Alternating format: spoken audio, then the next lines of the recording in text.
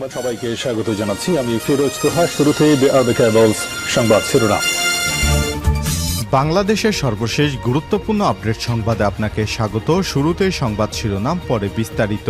শুরুতেই জানিয়ে দিব 500 কোটি টাকার মালিক 7 মাসের এমপি। রাজশাহী 4 বাগমারা আসনের সাবেক সংসদ সদস্য এমপি আবুল কালাম আজাদ সংসদ সদস্য হিসেবে তার মেয়াদ ছিল মাত্র 7 মাস। এই 7 মাসে তিনি 3 বার তাহিরপুর পৌরসভার মেয়রের দায়িত্বে ছিলেন। এই 7 মাসে তিনি 500 কোটি টাকার মালিক হয়েছেন, যেটা শুধু শেখ হাসিনার আমলেই সম্ভব। রাতারাতি আঙ্গুল ফুলে কলাগাছ হয়েছে আওয়ামী লীগের নেতাকর্মীদের। এরপর জানিয়ে দিব প্রধান উপদেষ্টাকে 7 ইসলামী দলের প্রস্তাব, এক ব্যক্তি 2 বারের বেশি প্রধানমন্ত্রী নয়। আজ এ বিষয়টি জানিয়েছে হেফাজতে ইসলামের নেতা আল্লামা মামুনুল হক। এবারে জানাবো ভ্যানে লাশের স্তূপ করছে পুলিশ। ভাইরাল ভিডিও নিয়ে যা জানা গেল, ভ্যানের উপর কয়েকটি মরাদেহের স্তূপ ঢেকে রাখা হয়েছে জীর্ণ একটি চাদর দিয়ে। সেখানে আরো মরাদেহ উঠাচ্ছে পুলিশের হেলমেট এবং ভেস্ট পরিহিত 2 পুলিশ সদস্য। চাদরের পাশ দিয়ে নিহতদের ঝুলে থাকা শাড়ি, হাত দেখা যাচ্ছে, এমন একটি ভিডিও ভাইরাল হয়েছে সামাজিক যোগাযোগ মাধ্যমে। ভিডিওটি সত্যতা নিশ্চিত করেছেন বার্তা সংস্থা এএফপির ফ্যাক্ট চেক এডিটর কদরুদ্দিন শিশির। ভাইরাল হওয়া এই ভিডিওতে যে পুলিশ সদস্যদের দেখা গেছে তাদের পরিচয় জানা গেছে। জানাবো কারাই নরপিশাচ পুলিশ সদস্য। শেখ হাসিনা সরকার আমলে যারা মানুষ মারার পৈশাচিক কাণ্ডে লিপ্ত হয়েছিল, এদের সম্পর্কে বিস্তারিত প্রতিবেদন থাকবে। বন্ধুরা, সম্পূর্ণ সংবাদটি জানতে ভিডিওটি না টেনে দেখতে থাকুন। এবারে জানাবো শ্বেতপত্র কি এবং কেন। শেখ হাসিনা সরকারের আমলে যারা দুর্নীতি করেছে তাদের শ্বেতপত্র প্রকাশ করা হবে। আওয়ামী লীগ সরকার ক্ষমতাচ্যুতির পর গঠিত অন্তর্বর্তীকালীন সরকার দেশের অর্থনীতির প্রকৃত চিত্র জানতে গত 28 আগস্ট একটি শ্বেতপত্র প্রণয়ন কমিটি গঠন করেছে। তারা আওয়ামী লীগ সরকারের আমলে কি কি দুর্নীতি হয়েছে এবং কিভাবে কে কত টাকার মালিক হয়েছে এই প্রসঙ্গে শ্বেতপত্র প্রকাশ করবে। জানাবো বিস্তারিত, সঙ্গেই থাকুন। এবারে জানাবো বৈষম্যবিরোধী সমন্বয়কের উপর হামলা করল বিএনপি। জামালপুরে বৈষম্যবিরোধী ছাত্র আন্দোলনের সমন্বয়ক শাহরিয়ার হক সাকিব এবং তার পরিবারের উপর হামলার ঘটনা ঘটেছে। গতরাতে এ ঘটনা ঘটে। সাকিবকে চিকিৎসার জন্য জামালপুর 250 শয্যা বিশিষ্ট জেনারেল হাসপাতালে ভর্তি করা হয়েছে। এবং সর্বশেষ জানিয়ে দিব নেতাকর্মীদের দিক নির্দেশনা দিয়ে যে বার্তা দিলেন তারেক রহমান। বিএনপির ভারপ্রাপ্ত চেয়ারম্যান তারেক রহমান বলেছেন, আইনের শাসন, মত প্রকাশ এবং সংবাদপত্র ও বিচার বিভাগের স্বাধীনতা নিশ্চিত করতে পারলেই 1.5 যুগব্যাপী গণতান্ত্রিক আন্দোলনের শহীদদের আত্মদান সার্থক হবে। আজ 31 আগস্ট বিএনপির 46তম প্রতিষ্ঠাবার্ষিকী উপলক্ষে গণমাধ্যমে পাঠানো এক বাণীতে সব কথা বলেন বিএনপির ভারপ্রাপ্ত চেয়ারম্যান তারেক রহমান। প্রিয় দর্শক, এতক্ষণ শুনছিলেন সংবাদ শিরোনাম, এবারে বিস্তারিত। তবে তার আগে বন্ধুরা অনুরোধ থাকবে এই সংবাদটিতে একটি লাইক দিন। এই চ্যানেলে আপনি নতুন হয়ে থাকলে আমাদের সংবাদটি দেখতে দেখতে চ্যানেলটি সাবস্ক্রাইব করে রাখুন, যাতে করে বন্ধুরা আমাদের পরবর্তী লেটেস্ট আপডেট সংবাদগুলো সবার আগে আপনার কাছে পৌঁছে যায়। 500 কোটি টাকার মালিক 7 মাসের এমপি। রাজশাহী 4 বাগমারা আসনের সাবেক সংসদ সদস্য এমপি আবুল কালাম আজাদ সংসদ সদস্য হিসেবে তার মেয়াদ ছিল মাত্র 7 মাস। এই 7 মাসে তিনি কামিয়েছেন 500 কোটি টাকার বেশি। আইন শৃঙ্খলা রক্ষাকারী বাহিনীর হাতে গ্রেপ্তার হয়েছিলেন বিগত সরকারের সময়। তিনি সশস্ত্র গ্যাংয়ের ক্যাডার ছিলেন এই নেতা। জানা যায়, কালাম সন্ত্রাসী কর্মকাণ্ডের মাধ্যমে জমি এবং পুকুর দখল এবং পৌরসভার ঠিকাদারির কাজে নামে বেনামে অডেল সম্পদের মালিক হয়েছেন তিনি। এলাকাবাসী বলছে, শুধু পুকুর খননের মাধ্যমে কালাম মাত্র কয়েক মাসে হাতিয়ে নিয়েছেন প্রায় 300 কোটি টাকা। 3 মেয়াদে পৌরসভা থেকে ঠিকাদারির মাধ্যমে আত্মসাৎ করেছেন 100 কোটি টাকা। এছাড়াও তার নিজের মালিকানায় রয়েছে প্রায় 200 বিঘা আয়তনের 30টি পুকুর। লিজ নিয়ে প্রায় 40 বিঘা পুকুরে মাছ চাষ করেন কালাম। এগুলোর মূল্য প্রায় 50 কোটি টাকা। ঢাকা এবং রাজশাহীতে রয়েছে তার ফ্ল্যাট এবং প্লট। তাহিরপুর বাজারে রয়েছে দখল করা জমি। গ্রামে কিনেছেন প্রায় 40 বিঘা জমি। টয়োটা কোম্পানির ল্যান্ড ক্রুজার ব্র্যান্ডের 1.5 কোটি টাকা মূল্যের গাড়িতে চড়েন। এগুলোর মূল্য প্রায় 1.5 কোটি টাকা। এভাবে দরিদ্র পরিবারের সন্তান হয়ে সব মিলিয়ে কালাম এখন অন্তত 7 মাসে 500 কোটি টাকার উপরে ইনকাম করেছেন। গত 5ই আগস্ট শেখ হাসিনা পলানোর পর কালাম এবং তার স্ত্রী তাহেরপুর পৌরসভার মেয়র শায়লা পারভিনকে বাগমারায় আর দেখা যায়নি। এলাকাবাসী বলছে, রাজনৈতিক পথ পরিবর্তনের পর এই দম্পতি গা ঢাকা দিয়েছে।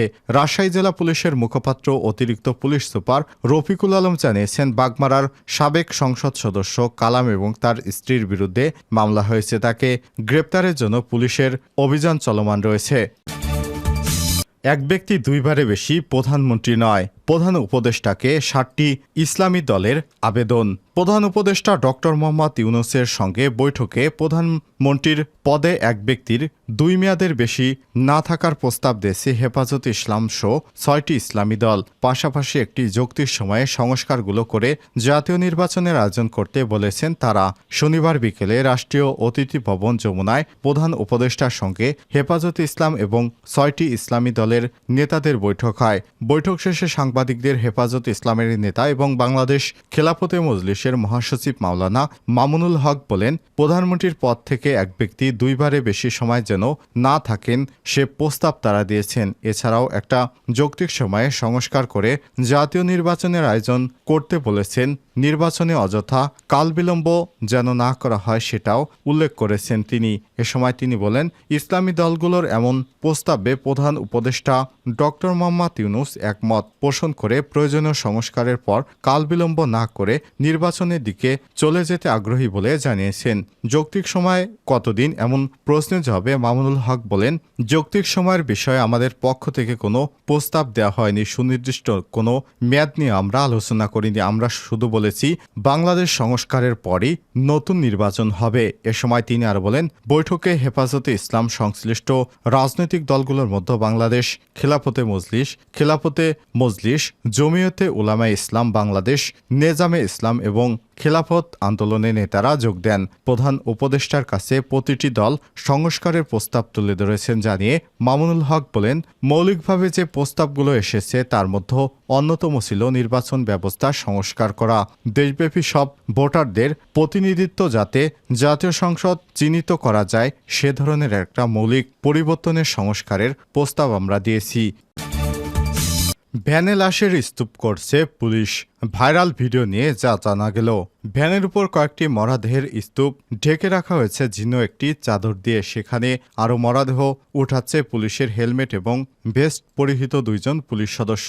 চাদরের পাড়িতে নিহতদের ঝুলে থাকা সারি সারি হাত দেখা যাচ্ছে। এমন একটি ভিডিও ভাইরাল হয়েছে সামাজিক যোগাযোগ মাধ্যমে। ভিডিওটির সত্যতা নিশ্চিত করেছে বার্তা সংস্থা AFPর ফ্যাক্ট চেক এডিটর কদরুদ্দিন শিশির। এ সময় তিনি জানান, ঘটনাটি গত 5ই আগস্টের ঢাকা উত্তরার আশুলিয়া থানার নিকটবর্তী বাইপল কেন্দ্রীয় জামে মসজিদের পাশের গলি দিয়ে ভেতরে ঢোকার পর থানার ভবনের আগের জায়গায় ভিডিওটি ধারণ করা হয়েছে। অভিযোগ উঠেছে, পুলিশের গণহত্যা নিষ্ঠুর এবং নৃশংস এই ঘটনা ধামাচাপা দিতে আশুলিয়ার চিত্রশাইল এলাকায় সাইদ হাসান ওরফে মিঠু বাদী হয়ে সাবেক সংসদ সদস্য সাইফুল ইসলাম এবং তালুকদার তৌহিদ জং মুরাদসহ আওয়ামী লীগের 119 নেতাকর্মীকে আসামি করে সবার আগে আশুলিয়া থানায় একটি হত্যা মামলা দায়ের করেছিলেন। কোনো আত্মীয়তার সম্পর্ক না থাকলেও উদ্দেশ্যমূলকভাবে মামলাটি দায়ের করার অভিযোগ এনে নিহত সবুরের মা রাহেন জান্নাত ফেরদৌসী বাদী হয়ে সন্তানের হত্যাকাণ্ডের ঘটনায় পুনরায় মামলা দায়ের করেন। ভিডিওটিতে ভ্যানে তোলা কয়েকটি মরদেহের স্তূপের পাশে পুলিশকে হাঁটাহাঁটি করতে দেখা গেছে। তাদের একজনের পরিচয় ইতিমধ্যেই শনাক্ত করা গেছে। তিনি ঢাকা জেলা উত্তর গোয়েন্দা পুলিশ ডিবি পরিদর্শক তদন্ত আরাফাত হোসেন। তার গ্রামের বাড়ি বরিশালে। প্রায় 2 বছর আগে ঢাকা জেলার গোয়েন্দা বিভাগে যোগ দেন আরাফাত। ঢাকা উত্তর গোয়েন্দা ডিবি পুলিশের ভারপ্রাপ্ত কর্মকর্তা ওসি মোহাম্মদ রিয়াজউদ্দিন আহমেদ বিপ্লব ওই পুলিশ কর্মকর্তার পরিচয় নিশ্চিত করেছেন। তিনি বলেন, সেদিন ঢাকা জেলা পুলিশের এসপি পদে পদোন্নতিপ্রাপ্ত আবদুল্লাহ হিল কাফিসারের নির্দেশে আমরা আশুলিয়ায় ছিলাম। আল্লাহর রহমতে 5ই আগস্ট আমরা প্রাণে রক্ষা পেয়েছিলাম, নইলে আমাদেরকেও মরতে হতো। এ বিষয়ে বিস্তারিত জানতে ভিডিও চিত্রে থাকা ঢাকা জেলা উত্তর গোয়েন্দা পুলিশ ডিবি পরিদর্শক তদন্ত আরাফাত হোসেনের সঙ্গে যোগাযোগের চেষ্টা করা হলে তার সরকারি মোবাইল ফোন নাম্বারটি বন্ধ পাওয়া গেছে।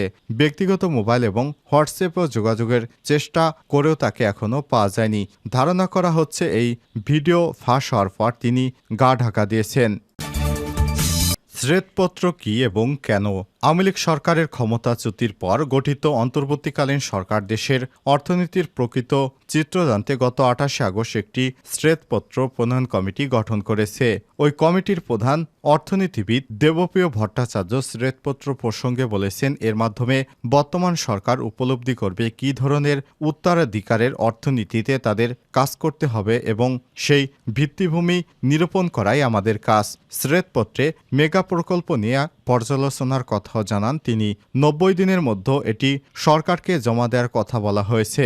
শ্বেতপত্রের বিষয়টা আসলে কি এবং কেন করা হয়? শ্বেতপত্রের ধারণাটি এসেছে যুক্তরাজ্যের সংসদীয় ব্যবস্থা থেকে। সরকারের দ্বারা প্রকাশিত কোনো নীতিগত নথি যেখানে সংসদীয় প্রস্তাবনা থাকবে এবং বিগত সরকারের সময় দুর্নীতির বিষয় থাকবে, সেগুলোই শ্বেতপত্র। যুক্তরাজ্যের পার্লামেন্টের ওয়েবসাইটে এভাবেই শ্বেতপত্রের বর্ণনা দেওয়া আছে। এর ফলে অধিকতর আলাপ আলোচনার সুযোগ তৈরি হয়।